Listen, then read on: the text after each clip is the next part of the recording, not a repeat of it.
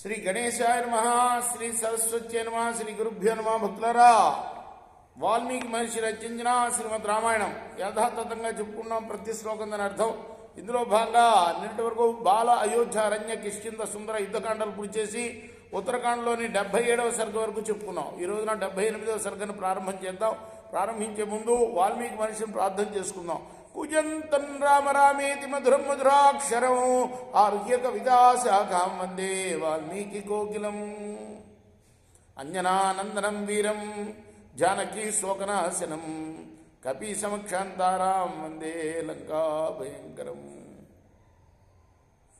సదా నింబవృక్షస్య మూలాధివాసా సుధాశ్రావిణం తిక్తమప్యప్రియంతం తరుం కల్పవృక్షాదికం సాధయంతం నమామీశ్వరం సద్గురుం సాయినాథం. సమర్థ సద్గురు సాయినాథ మహారాజ్ కీ జై.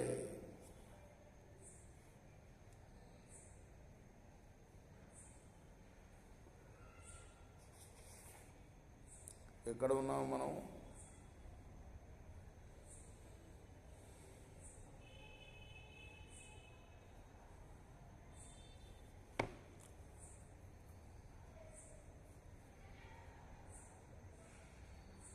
ఒకడెవడో శవాన్ని తింటున్నాడు కదా, అక్కడ ఉన్నాం.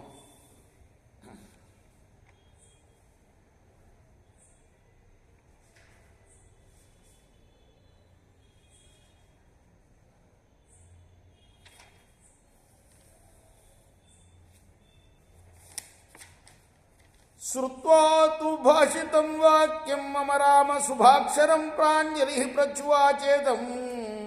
సస్వర్గీ రఘునందన, ఒక రఘునందన రామ స్వర్గ నివాసి, నేను పలికిన మధురాక్షరాలు గల వాక్యాన్ని విని అంజలి ఘటించి ఇలా పలికాడయ్యా అని అగస్త్యుడు చెప్తున్నాడు కదా రాముడికి కథంతా. శృణు బ్రహ్మన్ పురావృత్వం మమైతత్ సుఖ దుఃఖయో అనతిక్రమణీయం హి యదా పృచ్ఛసి మాం ద్విజ. బ్రహ్మర్షి, నువ్వు అడిగిన విధంగా నా సుఖ దుఃఖాలకు కారణమైన అతిక్రమింపశక్యంగానే పూర్వం జరిగిన విషయాన్ని చెప్తా విను. పురా వైదర్భకో రాజా పితామమ మహాయశ సుదేవైతి విఖ్యాత త్రిషు లోకేషు వీర్యవాన్. పూర్వం విదర్భ దేశానికి రాజైన సుదేవుడు నా తండ్రి. తస్య పుత్రద్వయం బ్రహ్మన్ ద్వాభ్యాం స్త్రీభ్యాం అజాయత అహం శ్వేత ఇతి ఖ్యాతో యబీయాన్ సురథో భవత్. ఆయనకు ఇద్దరు భార్యలు, వాళ్ళిద్దరు ఇద్దరు పుత్రులు పుట్టారు. నా పేరేమో శ్వేతుడు, ఇంకొక స్త్రీ ఎందు పుట్టినవాడి పేరు సురథుడు. తతః పితరిస్వర్యాతే మామభ్యసేచయన్ తత్రాహం కృతవాన్ రాజ్యం ధర్మ్యం చ సుసమాహిత. మా తండ్రి స్వర్గస్థులైన తర్వాత నన్ను రాజ్యాభిషిక్తుని చేశారు.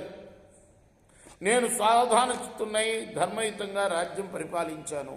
ఏవం వర్ష సహస్రాణి సమతీతాని సువ్రత రాజ్యం కారయితో బ్రహ్మన్ ప్రజా ధర్మేణ రక్షత.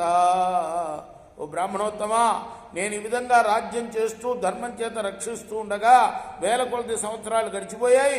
సోహం నిమిత్తేకస్మిన్ చిద్విజ్ఞాతాయుర్ద్విజోత్తమ కాలధర్మం హృది న్యస్య తతో వనముపాగమం. ఏదో ఒక నిమిత్తం చేత నా ఆయుర్దాయాన్ని గురించి తెలుసుకునడం వల్ల నేను మరణాన్ని గురించి ఆలోచిస్తూ అరణ్యం చేరాను. సోహం వనమిదం దుర్గం మృగపక్షి వివర్జితం తపశ్చత్వం ప్రవిష్టోస్మి సమీపే సరసశుభే. నేను సుందరమైన ఈ సరస్తీరంలో తపస్సు చేసుకుంటాం కోసం మృగాలు లేని, పక్షులు లేని, ఎవరికి శక్యం కాని వనంలో ప్రవేశించాను. భ్రాతరం సురధన్ రాజ్యాభిషేక్య మహీపతిం ఇదం సరహ సమాసాధ్య తపస్తప్తం మయాచరం. నా సోదరుడైన సురధుణ్ణి రాజ్యంలో రాజుగా అభిషేకించాను. నేను ఈ సరస్సు వద్ద నేను చాలా కాలం తపస్సు చేశాను. సోహం వర్ష సహస్రాన్ని తపస్త్రీణ మహామనే తప్ప సుదుష్కరం ప్రాప్తో బ్రహ్మలోకమనుత్తమం. 3000 సంవత్సరాలు కఠిన తపస్సు చేసి బ్రహ్మలోకానికి వెళ్ళాను. తస్య మే స్వర్గభూతస్య క్షుత్పిపాసే ద్విజోత్తమ బాధేతే బ్రహ్మోదర తతోహం వ్యధితేంద్రియ. బ్రాహ్మణోత్తమ, బ్రహ్మలోకంలో ఉన్నా కూడా నన్ను ఆకలి దప్పులు బాధించేవి, అంచేత నా మనస్సు చాలా బాధ చెందింది. గత్వా త్రిభువన శ్రేష్టం పితామహమువాచ భగవన్ బ్రహ్మలోకోయం క్షుత్పిపాసా వివర్జిత. బ్రహ్మని అడిగాను నేను, ఇక్కడికి వచ్చాను కూడా నాకు ఆకలి దప్పులు కలుగుతున్నాయేంటి, బ్రహ్మలోకంలో ఆకలి దప్పులు ఉండవు కదా అని అడిగా. కస్యాయం కర్మణ పాక క్షుత్పిపాసానుగోహ్యం ఆహార కశ్చమే దేవా తన్మే బ్రూహి పితామహ.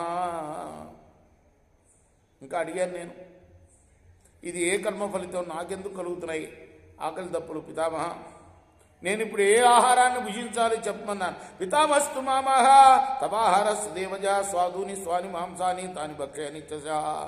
అప్పుడు ఆ పితామహుడు అన్నాడు, ఓ సుదేవపుత్ర, నీకు మాంసాహారమే మధురమైన ఆహారం, నిత్యము వాటినే భక్షించు అన్నాడు. స్వశరీరం త్వయా పుష్టం కుర్వత తపోత్తమం అనుక్తం రోహతే శ్వేతాన కదా చిన్మహామతి. మంచి తపస్సు చేశావు నువ్వు,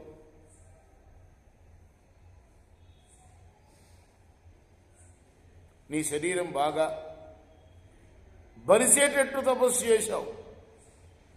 విత్తనం నాటందే మొక్క మొలవదు కదా. దత్తన్న తేస్తి సూక్ష్మోపి తప ఏవ నిషేవసే తేన స్వర్గగతో వత్స బాధ్యసే క్షుత్పిపాసయ.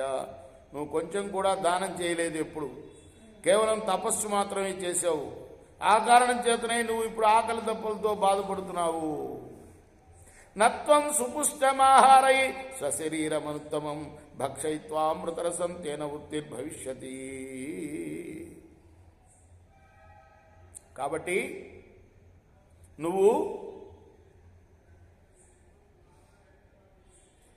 బాగా బలిసిన నీ శరీరాన్నే తిను, దాంతో నీకు జీవన నిర్వహణం జరుగుతుంది. యథాతు తద్వనం శ్వేతాగస్య స మహాన్ ఋషి ఆగమిష్యతి దుర్దశ తదా కృత్వాద్విమోక్షసే.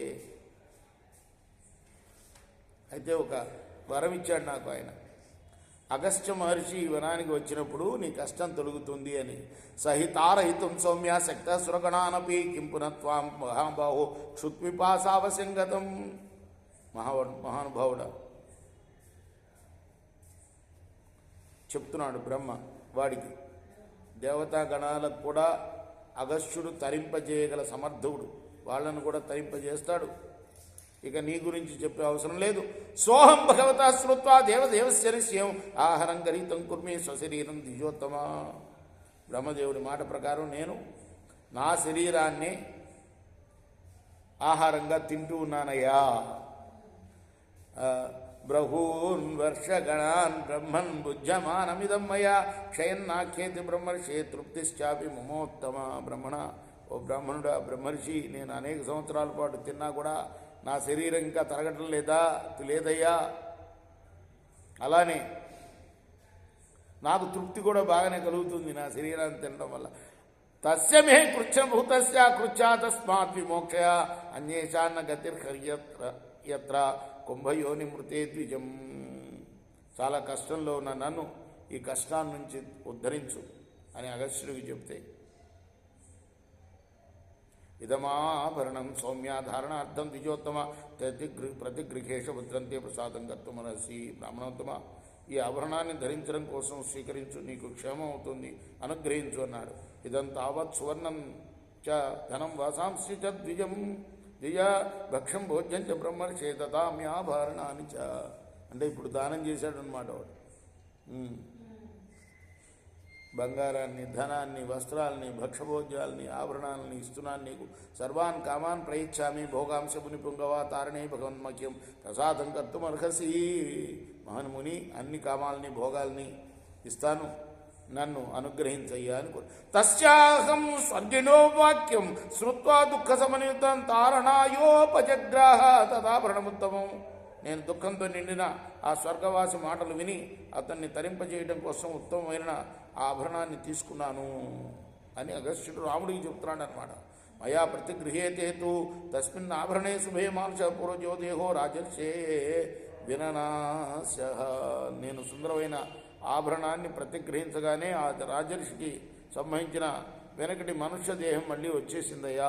ప్రణశ్చేతు శరీరేశో రాజర్షి ప్రయాముదా తృప్త ప్రముతో రాజా జగామ త్రిదివం సుఖం. ఆ శరీరం అదృశ్యం కాగానే ఆ రాజర్షి చాలా సంతోషించి సుఖంగా స్వర్గానికి వెళ్ళాడు. తేనేదం చక్రతుల్యేనా దివ్యం ఆభరణం మమ తస్మిన్ నిమిత్తే కాకుచ్చ తత్తం అద్భుత దర్శనం.